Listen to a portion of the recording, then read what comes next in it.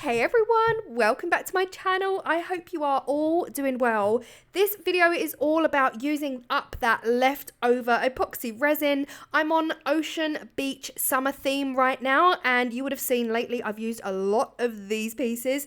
So I grabbed this silicone mold. This is a DIY, made it myself, silicone mold. Guys, I had to search for the video. It's 3 years old. I couldn't believe it when I found it.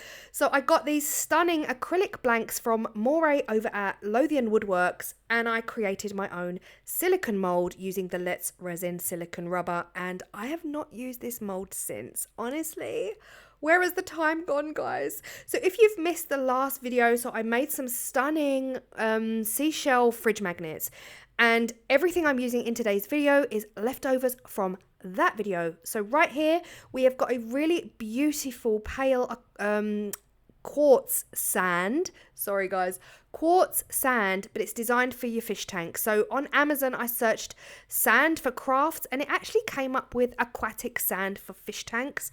And it's so much cheaper than all the other sands that you can buy. I got an absolutely huge 1 kg bag for £2.50. I don't know if it's still that price. I could see it kind of going up, coming down, going up, coming down. But again, sand, aquatic sand for your fish tanks. Of course, it is illegal in the UK to take sand from a beach. So I would definitely recommend buying your sand if you are a resin artist and you use a lot of it. Now, the colours I'm using in today's video are, of course, the same as before because we're using all the leftovers. These are tinted epoxy resins with the Let's Resin alcohol inks. I don't actually know the names of the blues. So the Let's Resin alcohol ink set comes with 5 different blues. I just used the 3 of the palest colours. So we do have in there I think it's aqua blue. Oh, guys, I'm so sorry. I'm downstairs doing my voiceover. I'm too lazy to go upstairs. We've got the cerulean and we've got azure. Guys, I remembered. Oh, my brain. Azure blue. We've got the plain blue. And we've also got the cerulean in here. These are 3 colours that work so beautifully together. And again, I'm just putting the darker blue at the top to indicate the deeper ocean. Very similar technique that you would have seen in the seashell video. But these are ice lollies. Ice lollies. Oh, guys, what do you call these? Let me know what country you are in. And if you were to go and buy an icy cold lolly like this from the shop, what would you call it? We would call these ice lollies here in the UK. So let me know what country you're in and what you would call these from the shop. And usually the stick is made of wood and the rest is made of ice. If they were long snake, like long length snake, we would call them ice poles. They come in like a long tube in plastic, and then you just rip the top off and then you just eat your way kind of like down the pole. We call them ice poles here in the UK. Let me know what you call them where you are watching from. Also, let me know what your weather's doing, guys. The weather here has been absolutely wild. Okay, back to the video, Claire. Come on now. I've put in the light pale quartz sand, the darker yellow sand, both from Amazon, and then I've added in my 3 different blues. Then I've topped them off with some clear resin. Now I'm not filling them up because I'm not done yet. I did also give them all a spray of alcohol, 99% isopropyl alcohol. This is 24 hours later. Now I'm frustrated at myself again because I've been itching to use these starfish. Again, I purchased from Amazon with a big box of seashells. They're not working. Again, I haven't left enough depth in these to be able to use the starfish. They can't protrude out the surface because they're weak, they're fragile, they are literally crumbling and breaking in all of the areas. At this point, I thought it would have been perfect to have some PET tape or UV-DTF, you know, that clear tape, like looking like starfish would have been absolutely perfect, or anything actually, anything ocean themed, beach themed with the UV DTF, because it would have laid flat, but I didn't have anything like that. So I took to my Cricut design space and I was trying to think of kind of like a phrase that would be, you know, associated with an ice lolly at this stage. So I was thinking stay chill, stay cool, chill out, things like that. And I actually cut out some vinyl. Now, the reason I've cut them up like this is because the gap between the two words was too big for me. You can probably change that on your Cricut design space, but even though I've been using my Cricut for a couple of years now, I'm still not very good at all of the things that it does. So I just do what I can with what I've got and I make it work. So I cut all of the words out individually so that I could get them closer together when it came to transferring them on. Now, the one thing I will say about this technique is that what I've done here, I've put the two words on separately. Don't do that. You really want to put both of your vinyl words on your transfer tape in the right position before you transfer it over. I don't know what possessed me to do it that way, but this phrase here, chill out, I mean, it could be said in an argument, but it also could be said if you're going away on holiday to chill out. So I'm taking it with the more positive spin. I just prefer it. I like the fact that the 5 letters and 3 letters works so much better and it fits better in the space, whereas the stay cool 4 letters and 4 letters, they don't really gel together. They don't fit nicely. Do you know what I mean? Is everyone seeing what I'm seeing? But equally, this one here on the right hand side, the stay cool, I put it on the transfer tape before I actually laid it down, and it's worked so much better than that first one. But yeah, let me know your thoughts on that as well. I don't know why I've got such issues with vinyl. This last one, chill out, both the same. So we've got 2 stay cools, 2 chill outs.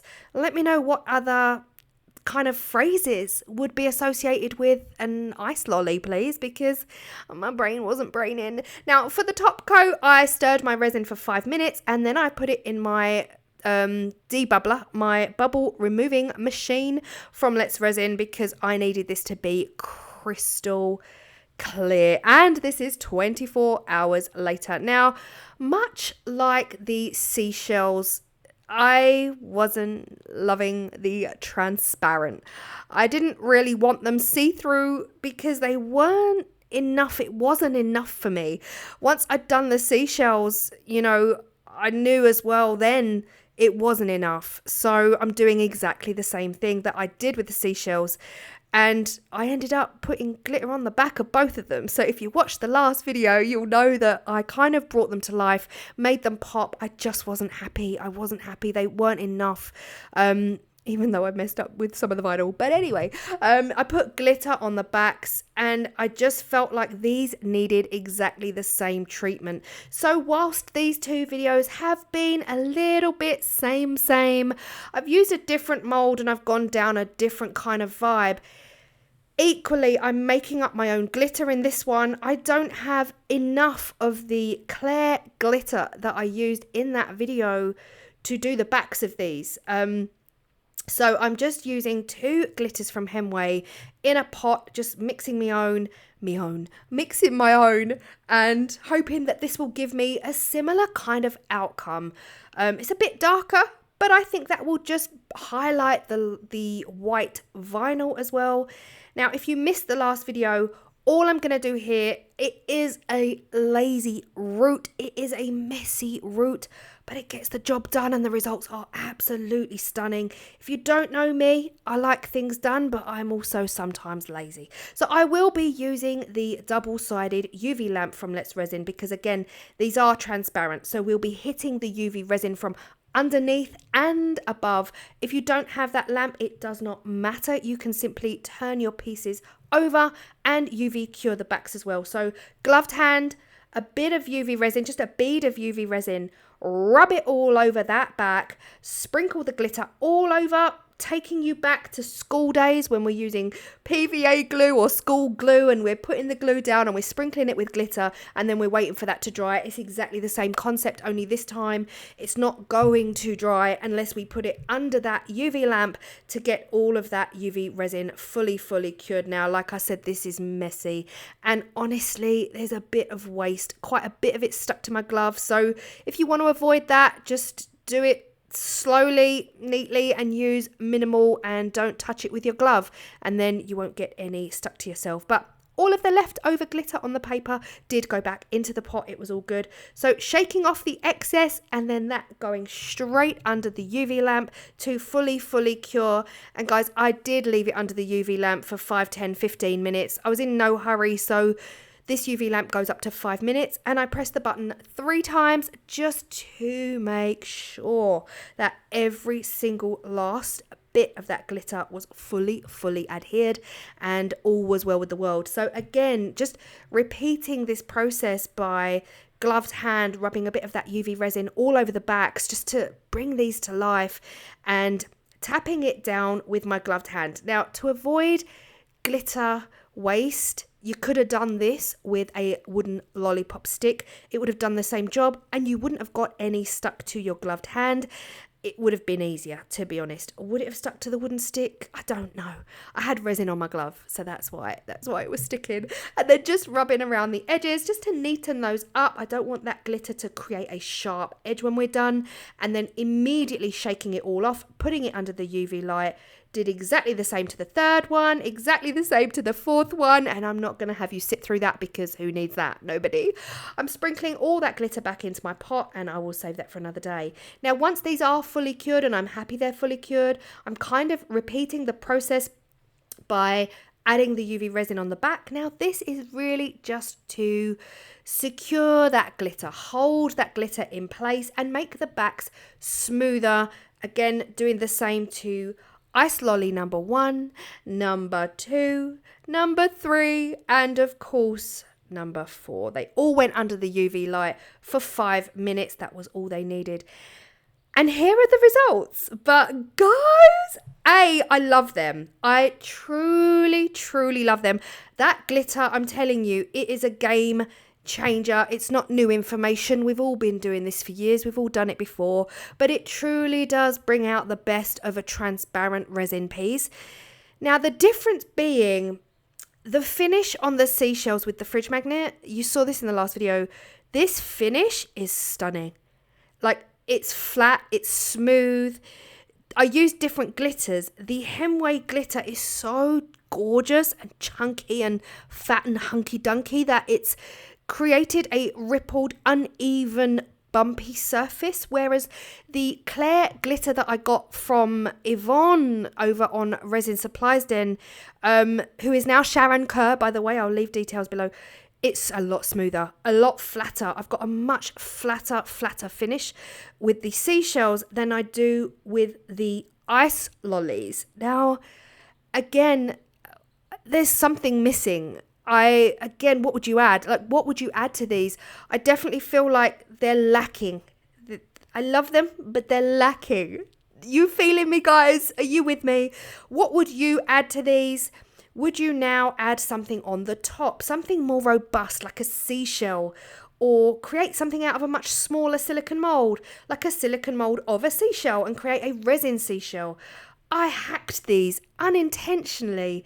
The finish is absolutely below standard. Like, compared to the seashells, the finish on these is not desirable. Like, I used my deburring tool to get rid of sharp edges, and I took a chunk out of the side. Of course, that was not the plan. But yeah, let me know your thoughts. I hope you still feel inspired. What would you add to these? I hope you enjoyed, and I will see you in the next video. Bye.